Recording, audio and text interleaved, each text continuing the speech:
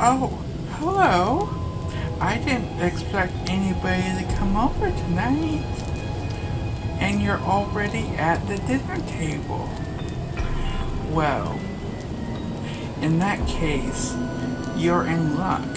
Because I got something you have to try. So give me one moment. I have to put it together. Alright, you ready?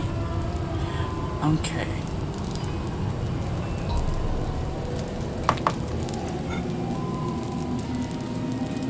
And here's some wine to wash it down. No, don't eat yet. You have to let me finish. I know.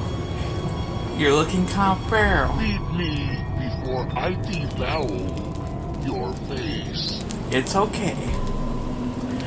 So, I have a stuffed bell pepper with ground beef, rice, diced tomatoes, diced mushrooms, with shredded cheese and breadcrumbs on top.